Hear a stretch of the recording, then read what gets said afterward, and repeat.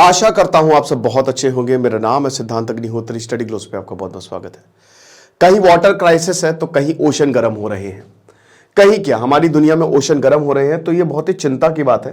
तो आज हम इस टॉपिक पे बात करेंगे। ओशन गर्म होंगे तो बहुत सारे शहर डूबेंगे, मरीन लाइफ मरेगी, दिक्कत होगी। तो रिकॉर्ड हाई है फरवरी 2024 में। यूरोपियन यूनियन के साइंटिस्ट ने बोला है कि इतना ज्यादा टेम्परेचर कभी भी महासागरों का नहीं था। तो यहां पे जो सी सरफेस टेम्परेचर है, जो सरफेस सी का जो सरफेस टेम्परेचर होता है, वो हिस्टोरिक हाई 21 डिग्री सेल्सियस चला गया फरवरी में। अब यानी कि ओशन काफी ज्यादा गर्म हो गया है, क्लाइमेट चेंज। अब ये हाईएस्ट रिकॉर्डेड एसएसटी था, सी सरफेस टेम्परेचर था 1979 से। प्रीवियस जो रिकॉर्ड था, हाई रिकॉर्ड था, वो 20.98 डिग्री सेल्सियस था। यानी कि अभी 21 डिग्री सेल्सियस, यानी कि 20.98 पहले था और अभी कितना है 21.06। तो आप ये समझिए कि ये जो सी टेम्परेचर है, सी लेवल टेम्परेचर, ये बहुत ज्यादा हो गया है। अब आप बोलेंगे सर ये क्या है, मतलब देखिए पॉइंट्स का डिफरेंस है। यहां पे 0.1 का भी 0.1 का भी डिफरेंस आया ना तो बहुत बड़ी दिक्कत हो जाती है, क्योंकि हम पूरी दुनिया की बात कर रहे हैं, राइट। अब ये 2024 में 2024 में यहां पे है तो 2 डिग्री सेल्सियस तक ये टच कर रहा है डेली ग्लोबल सरफेस टेम्परेचर की बात करें, ठीक है ना। तो दैट इज क्वाइट रिमार्केबल, क्योंकि ये इररिवर्सिबल प्रोसेस है। तो इस समय धरती जो है वो भयानक तौर से गर्म हो रही है, ओशन से जो है वो गर्म हो रहे हैं, ठीक है। और ये कोई सही बात नहीं है। अब इसका क्यों ऐसा हो रहा है, भाई सिंपल सी बात है, green house effect, global warming की वजह से बहुत सारी कार्बन है, बहुत सारी ग्रीन हाउस गैसेस है। ये क्या करती हैं, ये हीट को एब्जॉर्ब करती हैं, ठीक है ना। जितनी गर्मी आती है धरती के पास उतनी वो रेडिएट कर देता है। लेकिन अगर कार्बन जो है, कार्बन क्या करती है, कार्बन हीट को एब्जॉर्ब करेगी। कार्बन धरती को गर्म रखने में मदद करते हैं, लेकिन इसीलिए कार्बन कम क्वांटिटी में ही ठीक है। ज्यादा होगी तो ज्यादा गर्मी एब्जॉर्ब होगी, रेडिएशन बाहर जा नहीं पाएगी, एक ग्लास हाउस इफेक्ट हो जाता है, हीट ट्रैप हो जाएगी, जिसकी वजह से धरती गर्म होने लगती है। I am sorry. तो ये सारी चीजें हमको देखने को मिलती हैं। तो ओशंस की बात कर रहे हैं हम, एटमॉस्फेयर को तो देखा, ओशंस देखिए, ओशंस बहुत सारा कार्बन डाइऑक्साइड जो है वो एब्जॉर्ब करते हैं। ये पूरी साइकिल चलती है, nitrogen cycle, oxygen cycle, carbon cycle. Universe से क्या, मतलब जो हमारी धरती है ना, नेचर ने उसको ऐसे बनाया कि कुछ चीज, नथिंग इज वेस्टेड, हर चीज रिसाइकल हो जाती है और हर चीज कोई ना कोई यूज कर देता है। तो कुछ भी वेस्ट नहीं होता है, सब जीरो है, एवरीथिंग इज बैलेंस्ड। तभी कहता है भैया कर्म सही रखो, वो भी बैलेंस्ड है। तो इंडस्ट्रियल रेवोल्यूशन 19th सेंचुरी में शुरू होता है, जब स्टीम इंजन बना यूके में, और उसके बाद मोटर बननी शुरू हो गई। और एक बार इंजन बनने शुरू हुए तो जो चीजें हाथ से होती थी वो मशीन से होने लगी, और ये समझिए कि क्रांति आ गई, ठीक है। कैपिटलिज्म आया और ह्यूमन एक्टिविटीज बहुत ज्यादा, जैसे फॉसिल फ्यूल एनर्जी जनरेट करनी है, स्टीम इंजन से एनर्जी कहां से आएगी, कोयला जलाओ, पेट्रोल जलाओ, हाइड्रोकार्बन भयानक, जिसकी वजह से ग्रीन हाउस गैसेस बढ़ने लगी एटमॉस्फेयर में। अब उस समय इतनी नॉलेज थी नहीं, आज हमारे पास तगड़ी साइंस है, तगड़ी टेक्नोलॉजी है, जिससे हम ये समझ सकते हैं कि हमने क्या हाल कर दिया है अपनी धरती मां का। तो कार्बन डाइऑक्साइड हो गया, मीथेन हो गया, ओजोन हो गया, नाइट्रस ऑक्साइड हो गया, ये सब ग्रीन हाउस गैसेस हैं जो कि धरती को, ओशंस को गर्म कर देती हैं पूरी तरीके से, अगर इनकी मात्रा ज्यादा हो जाए। अब गर्मी निकल नहीं पाती है धरती की वजह से, जिसकी वजह से जो एवरेज ग्लोबल टेम्परेचर है 1.2 डिग्री सेल्सियस तक चला गया है, मतलब जो प्री इंडस्ट्रियल टाइम है। अब इंडस्ट्रियल रेवोल्यूशन से पहले और इंडस्ट्रियल रेवोल्यूशन के बाद अगर आप कंपेयर करो तो 1.2 डिग्री सेल्सियस का इजाफा है। 1.5 डिग्री सेल्सियस हम पहुंच ही गए हैं, और फिर वो इररिवर्सिबल है, फिर आप टेम्परेचर को रिवर्स नहीं कर सकते, ठीक है ना। वो ऐसे ही रहेगा चाहे जितने पेड़ लगा लो। ग्रीन हाउस गैस एमिशन की बात करें तो एक्सेसिव हीट जो है वो इसी से ही जनरेट होता है। ये तो खैर मैं आपको बता ही चुका हूं, है ना। तो ये मैं बताऊंगा नहीं कि किस तरीके से जो हीट है वो ट्रैप होती है। अब बायोलॉजिकल ओशियनोग्राफर इन्होंने बताया है कि देखिए ओशंस का सबसे इंपॉर्टेंट रोल होता है इन ग्रीन हाउस गैसेस को खत्म करने में, ठीक है ना, क्योंकि ये भी गर्मी जो है वो एब्जॉर्ब करते हैं, कार्बन एब्जॉर्ब करते हैं। आपके फाइटोप्लैंक्टन, कोरल, ये सब कार्बन ही तो खाते हैं, और खाते क्या है, और उसके बाद यही कोरल जो है वो बड़ी मछलियां खाती है। ये पूरी मरीन लाइफ ऐसे चलती है, ठीक है। ये खत्म होंगे तो पूरी दुनिया खत्म होगी। एक बहुत अच्छी डॉक्यूमेंट्री है नेटफ्लिक्स पे, आर प्लैनेट करके, रिचर्ड एटनबरो की, बहुत शानदार, उसको देखिएगा जरूर। तो जितना ज्यादा ये they absorb and redistribute heat, तो potentially elevating climate change effect जो है वो बढ़ जाता है। मतलब अगर बैलेंस नहीं होगा तो चीजें खराब होती जाएंगी और वही ओशंस में इस समय हो रहा है। जो बैलेंस था वो बिगड़ता जा रहा है ग्रीन हाउस गैस इफेक्ट की वजह से। उसके बाद फिर अल नीनो, मैं आपको कई बार बता चुका हूं, वॉर मोशन करंट जो होते हैं वो क्या होते हैं, इधर साउथ अमेरिका, इधर इंडिया है, वॉर मोशन करंट है। वॉर जब हवा स्ट्रांग होती है, ठीक है ना, इक्वाटोरियल विंड्स, तो ये वॉर मोशन करंट्स जो है वो इंडियन सब कॉन्टिनेंट की तरफ आ जाते हैं। हवा हल्की है, सब हीट और प्रेशर का खेल है, ये समझ गए तो ज्योग्राफी समझ गए। ऊपर गई, बारिश हुई, ठीक है। अब यहां पे क्या है कि क्योंकि यहां पे वॉर मोशन करंट इधर आ गया पेरू से, साउथ अमेरिका से, तो नीचे जो ठंडा पानी वो ऊपर आ गया, जिसकी वजह से पेरू में खूब बढ़िया अपवेलिंग हुई, खूब बढ़िया मछलियां आई, पेरू वाले खुश, यहां भारत में बारिश हो रही है, हम खुश। इसको कहते हैं लानीना। इसका उल्टा अल नीनो है। इसका मतलब क्या हो कि वॉर मोशन करंट वहां पर पेरू में चला गया। अब पेरू में तो खूब बारिश होगी, लेकिन भारत में क्योंकि ठंडा पानी ऊपर आ गया, बारिश इतनी नहीं होगी, जिसका इफेक्ट हमको अभी देखने को मिल रहा है। तो अभी हालांकि अल नीनो चला गया है, पिछली बार कहां बारिश हुई थी, हम डेफिसिट में ही तो रहे थे, रेनफॉल डेफिसिट थी, ठीक है। तो यहां पे एब normal warming of surface waters हमको देखने को मिलती है। इक्वाटोरियल पैसिफिक ओशन में ही अल नीनो जो है वो जनरेट होता है, और जिसकी वजह से ओशन टेम्परेचर और ज्यादा बढ़ रहा है, ठीक है। ग्लोबल डेली एवरेज सी सरफेस टेम्परेचर जो है वो अल नीनो से पहले बढ़ने लगा था, और अल नीनो आ गया तो इसको और ज्यादा वर्स कर दिया है, ठीक है ना।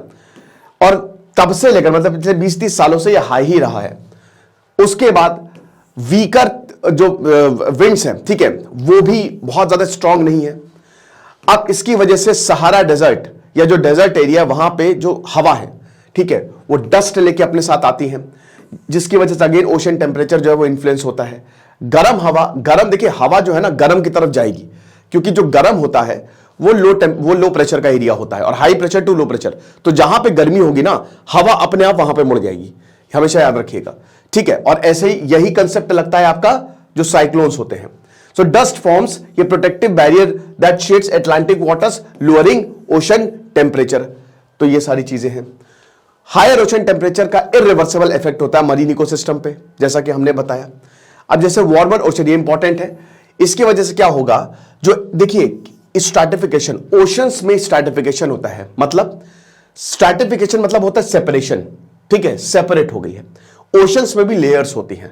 सबसे टॉप वाली फेयर जो सरफेस टेम्परेचर, सरफेस वाली जो ओशन का सरफेस होता है वो बहुत ज्यादा इंपॉर्टेंट है, और नीचे वाला भी, जो मरीन है, मरीन एनिमल्स वो नीचे ही रहते हैं, ठीक है ना, उनको वहां पे खाना चाहिए। वहां पे ज्यादा कार्बन आएगा तो जो खाना है वो मर जाएगा। खाना जैसे कोरल्स है, फाइटोप्लैंक्टन से, ये मरेंगे, जिसकी वजह से मछलियों के पास खाना नहीं होगा। मछलियों के पास खाना नहीं होगा तो मछलियां मरेंगी। तो ऐसे पूरा का पूरा फूड इकोसिस्टम जो है, मतलब मरीन इकोसिस्टम है, वो डिस्टर्ब हो जाएगा। तो अब इसका मतलब वही होता है कि natural separation of N ocean water into horizontal layers by density with warmer, lighter, less salty and nutrient poor water. होता क्या है कि ये जो लेयर है, जहां पे खाना चाहिए वहां पे आपका अच्छा कोल्डर, सॉल्टियर और न्यूट्रिएंट रिच वाटर होना चाहिए, ठीक है ना।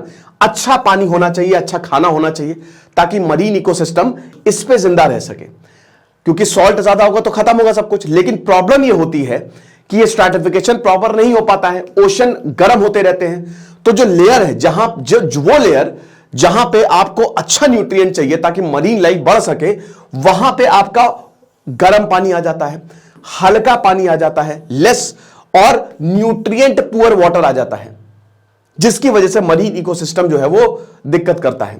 साथ ही साथ यहां जो राइज इन टेम्परेचर है, it is also harder for water layers to mix with each other.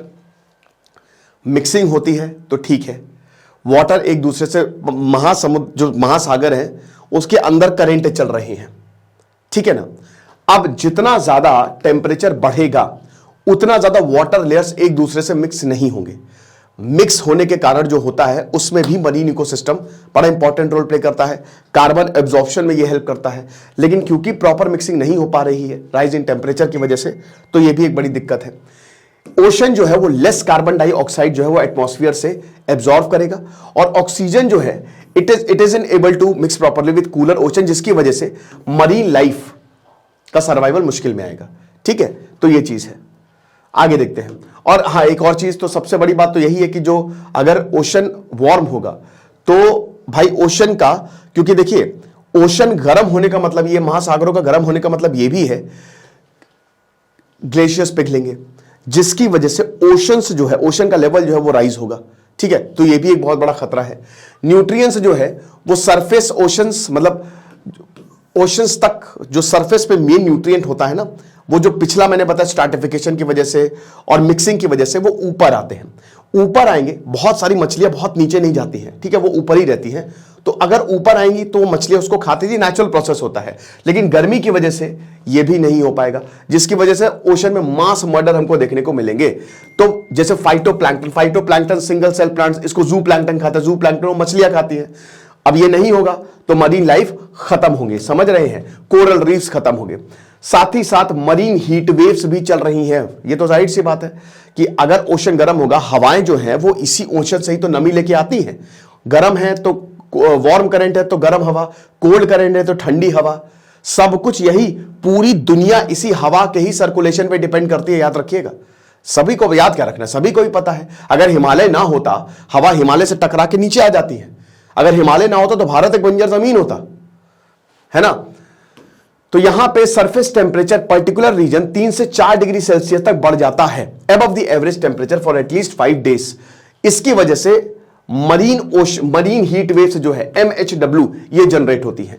1982 से लेकर 2016 तक ये हीट वेव दुगनी हो चुकी है, 2021 की स्टडी की अगर माने। उसके बाद भयानक इसका इफेक्ट होता है मरीन इकोसिस्टम पे। कोरल ब्लीचिंग, कोरल जो होती है वो खत्म हो जाती है, खत्म, व्हाइट होने लगती है। कोरल बहुत खूबसूरत, ऑस्ट्रेलिया में जाओ, जब आप नीचे जाओगे ना, बहुत ही खूबसूरत होती है कोरल्स। ठीक है, यही कोरल्स जो है ना, ये सब कार्बन डाई हो गया, ये सब एब्जॉर्ब, और इन्हीं कोरल्स को कौन, बड़ी मछलियां छोटी मछलियां खाती है, छोटी मछलियां को बड़ी मछलियां खाती है, लेकिन ये कोरल्स मर रही हैं। ठीक है, ये आप ऐसे कह सकते हो, these are the vegetations of the sea. ये खत्म हो जाएंगी, कोरल ब्लीचिंग हो जाएगी, व्हाइट हो जाती है वो बिल्कुल, जिसकी वजह से प्रोडक्टिविटी खत्म, कोरल्स खत्म, प्रोडक्टिविटी होगी नहीं, और लाइफ थ्रेटनिंग डिजीजेस भी हमको देखने को मिलेंगे। ओके, अब हायर ओशन टेम्परेचर ऑल्सो ज्यादा स्टॉर्म, जैसे भाई देखो ये हरिकेन साइक्लोन, ये ट्रॉपिकल साइक्लोन ट्रॉपिक्स में आता है, तो पानी गर्म होने का मतलब ये है, गर्मी का मैंने क्या पता, हवा उधर मुड़ जाएगा, क्योंकि high pressure to low pressure सब मामला चलता है। भाई सिंपल सी बात है ना कि तुम बहुत ही प्रेशर में काम कर रहे हो, कोई ऐसी जगह में जहां पे प्रेशर तुम्हारा रिलीज हो, तो ऑटोमेटिकली तुम high pressure to low pressure shift हो जाओगे। तो यहां पे भी यही होता है, हवा भी ऐसे ही चलती है। गर्म होने का मतलब यह है, क्योंकि प्रेशर डिफरेंस एक बहुत बड़ा रोल प्ले करता है साइक्लोन्स में। ठीक है ना, जितना ज्यादा ओशन गर्म होगा, डिप्रेशन उतना बढ़ेगा, और उतने ही ज्यादा साइक्लोन्स और हरिकेन्स हमको देखने को मिलेंगे। नो वंडर कि पिछले 4-5 सालों में हमको इतने सारे साइक्लोन्स इंडियन सब कॉन्टिनेंट पे भी देखने को मिले हैं। ठीक है ना, ये चीज है। साथ ही साथ हायर रेट ऑफ इवेपोरेशन, जाहिर सी बात है, तो जो हीट है वो ओशन से एयर में जाएगी, इसी वजह से बारिश भयानक, बहुत भयानक तूफान, और तूफान लंबे डिस्टेंस तक ट्रैवल कर सकते हैं।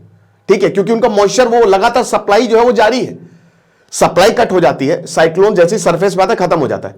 लेकिन यहां पे क्योंकि भाई देखो, साइक्लोन, कोई एक स्टॉर्म है, ठीक है, गर्म पानी है, ऊपर जाके बारिश करवा रहा है, तूफान आ रहा है, लेकिन जैसे वो ठंडे पानी के संपर्क में आएगा, मिक्सिंग होती है, तो खत्म हो जाता है, सप्लाई खत्म हो जाती है। लेकिन क्योंकि ओशन गर्म है, तो जो तूफान है वो लंबे डिस्टेंस तक ट्रैवल करते हैं, क्योंकि सप्लाई जारी है। आप समझ रहे हो, मैं बहुत आसानी से समझाने की कोशिश करता हूं ताकि सबको समझ में आ जाए। The results in more powerful winds, heavier rainfall and more flooding, जाहिर सी बात है, और इसीलिए कहीं बाढ़ आ रही है तो कहीं तो बारिश ही नहीं हो रही है। तो अजीबोगरीब पैटर्न बदल गया है।